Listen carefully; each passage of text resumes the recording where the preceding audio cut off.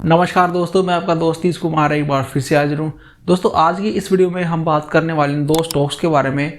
तो दोस्तों ये जो दो स्टॉक्स होंगे, मैं आपको ये तो नहीं कहूँगा कि इन दोनों स्टॉक को खरीदने से आप रातों रात करोड़पति बन जाओगे या फिर आप किसी तरह इनके शो शेयर ले लीजिए और इन्हीं से आप करोड़पति बन जाओगे।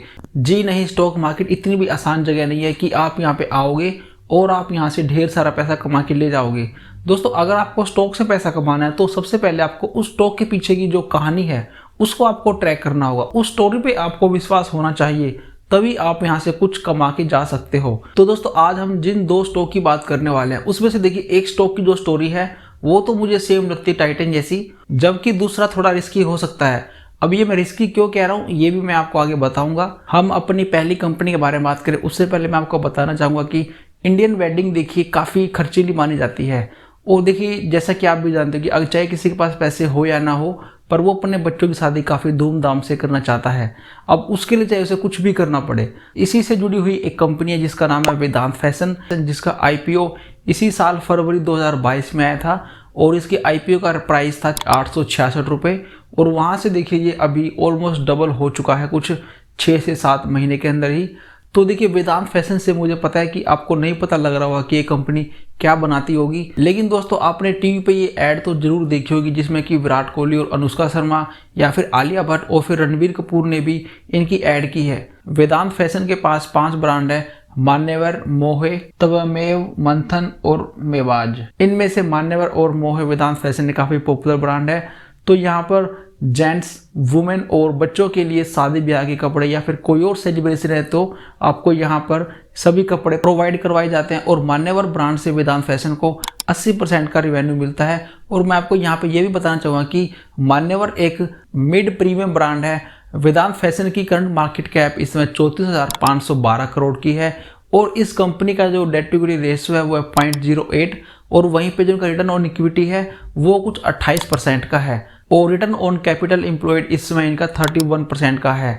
इसके बाद मैं आपको इनके नंबर की तरफ लेके चलता हूं तो इस कंपनी का ग्रोस प्रॉफिट मार्जिन कुछ 67% का है और वहीं पे इसके रिवेन्यू आप देख सकते हो और जो उनका प्रॉफिट आफ्टर टैक्स मार्जिन है वो देखिए यहाँ पे 30% का है, जो कि काफ़ी अच्छा मैं इसका कहूँगा। कंपनी जब से लिस्ट हुई है देखिए लगातार कंपनी का शेयर का भाव ऊपर ही जा रहा है और इस पे देखिए मार्केट की गिरावट का कोई भी असर देखने को नहीं मिला है। तो जैसा कि आप चार्ट पे देख पा रहे हो वेदांत फैशन एकदम 45 डिग्री के एंगल पे चल रहा है इसमें और मुझे लगता है कि ये शेयर आगे भी एक अच्छा परफॉर्म कर सकता है।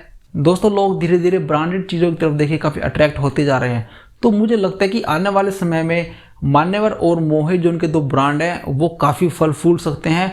और जैसे देखिए टाइटन है वैसे मुझे लगता है कि वेदांत फैशन भी एक काफ़ी अच्छा मल्टी बैगर बन सकता है। लेकिन मैं आपको अब ये नहीं कहूँगा कि कल ही आप इस शेयर को बाय कर लीजिए, जी नहीं। पहले आप इस स्टॉक को अपनी वॉच लिस्ट में रखिए, उसके बाद आप इस पर कुछ अपना रिसर्च कीजिए कि ये कंपनी किस तरह से काम करती है, तभी आप अपना कोई पर्सनल डिसीजन ले सकते हैं। दोस्तों इसके बाद हम बात करते हैं हमारे दूसरे शेयर की। तो देखिए ये थोड़ा सा देखिए रिस्की होगा। रिस्की क्यों होगा? तो सबसे पहले मैं आपको बता दूं कि ये कंपनी FY21 और FY22 के अंदर लॉस में थी, लेकिन अभी कंपनी धीरे धीरे सुधार कर रही है। दोस्तों ये कंपनी फास्ट फूड से जुड़ी हुई कंपनी है और दोस्तों जैसा कि आपको पता है कि हम कितना भी मना कर ले बच्चों को, लेकिन वो नहीं मानते हैं फास्ट फूड खाने से। और जैसा कि आपको भी पता है कि आने वाले समय में ये फास्ट फूड कल्चर काफ़ी आगे भी बढ़ेगा ही। तो मुझे लगता है कि फास्ट फूड सेक्टर भी एक ऐसा हो सकता है जहाँ पर आपको अपना कुछ निवेश यहाँ पे करके रखना चाहिए। तो दोस्तों मैं जिस शेयर की बात कर रहा हूँ उस स्टॉक का नाम है वेस्ट लाइफ डेवलपमेंट, जो कि इंडिया के अंदर मैकडोनल्ड की फ्रेंचाइजी को ऑपरेट करती है through it's subsidiaries hard castle restaurant private limited. तो दोस्तों ये कंपनी इसको ऑपरेट करती है इंडिया के अंदर।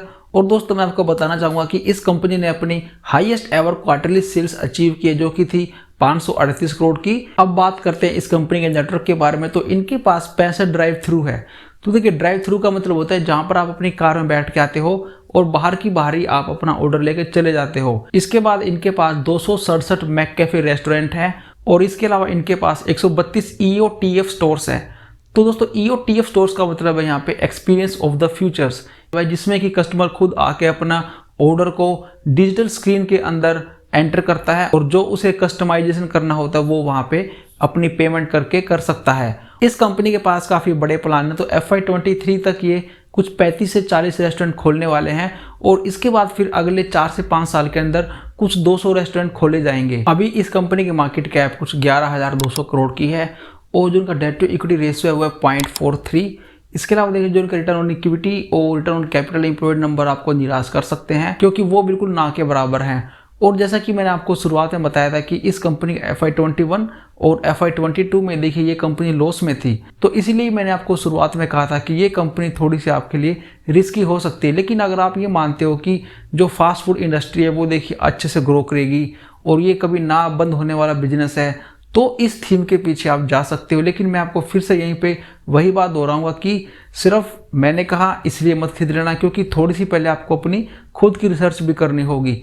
मैंने आपके सामने सिर्फ एक कंपनी प्रेजेंट की है, इसके बाद देखिए आप इस कंपनी को अपनी वॉच लिस्ट में लगा के रख लीजिए। जब भी कभी आपको गिरावट मिले, अगर आपने डिसीजन ले लिया है कि आप इसको बाय करना है तो आप इसको बाय कर सकते हो। अभी मैं आपको इसके चार्ट पे लेके चलता हूं, तो देखिए मई 2022 के बाद से ये कंपनी का चार्ट भी बिल्कुल 45 to 60 डिग्री के एंगल पे चलता जा रहा है और मार्केट की गिरावट का इस पे भी अभी तक कोई असर हमें देखने को नहीं मिला है। तो दोस्तों ये थे मेरी ओर से 2 स्टॉक। इन दोनों स्टॉक्स को आप अपनी वॉच लिस्ट में ऐड कर सकते हो अगर आपको अच्छे लगते हैं और अगर आपको इनका बिजनेस समझ में आता है तो ही आप इन शेयर्स में आप निवेश कर सकते हो। और यदि आपके पास इन दोनों में से कोई सा भी है तो आप मुझे कमेंट सेक्शन में बता सकते हो। इन दोनों कंपनियों के बारे में आपकी क्या सोच है तो वो भी आप मुझे नीचे कमेंट सेक्शन में बता सकते हो। तो दोस्तों अब मैं आपसे मिलता हूँ नेक्स्ट वीडियो में, तब तक के लिए टेक केयर, जय हिंद।